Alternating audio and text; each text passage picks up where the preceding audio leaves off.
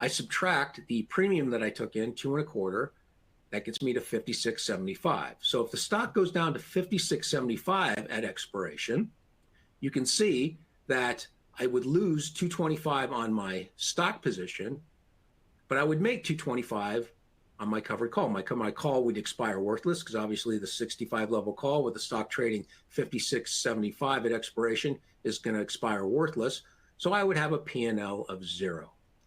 Now, here lies the risk in the covered call position. As you can see, if the stock goes lower below 56.75, I'm going to lose 1-for-1 on my shares of stock.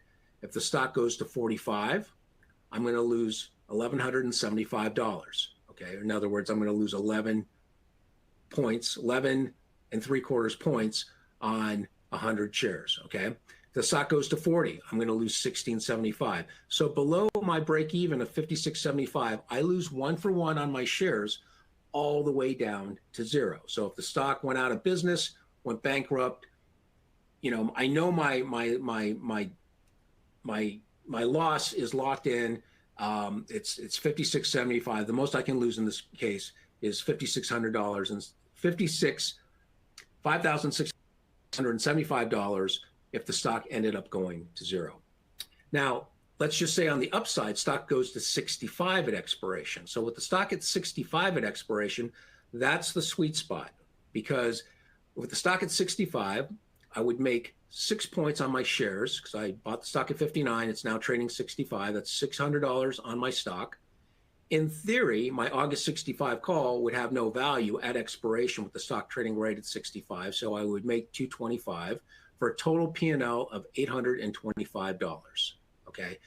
But that is the maximum profit potential on this position. If the shares go to 70, okay, I'm still going to make $825, but I'm going to forego any profits between 65 and 70. So it could be, because by selling that 65 level call, I've effectively capped my upside at 65. So, you know, if the stock were trading at 65 at expiration, rather than just say, okay, this is probably going to expire worthless, I'd probably, from a risk management standpoint, I would probably buy this call back maybe for a few pennies or a nickel or whatever, just so I don't have any expiration risk. The stocks do move in the aftermarket, even after expiration. So anytime you're short options, you are susceptible to assignment, even in the after hours on expiration. So from a risk management standpoint, I would probably buy back the short call and call it a day, and then look to maybe sell another call against it on Monday morning, or, you know, even that Friday. Now, let's just say the shares go to 70. Okay, I'm still going to make 825. If I do nothing, I'm going to surely get a sign on my short 65 level call, meaning that on Monday morning, I'm going to wake up, I'm going to have a bunch of cash in my account, but I'm not going to participate anymore in this stock because, you know, I was assigned on these shares. I bought stock at 59. I ended up basically selling it at 65. My maximum profit is 825. So in this case, by being assigned on a covered call position, all that simply means is you've made the maximum profit potential that you could on that position.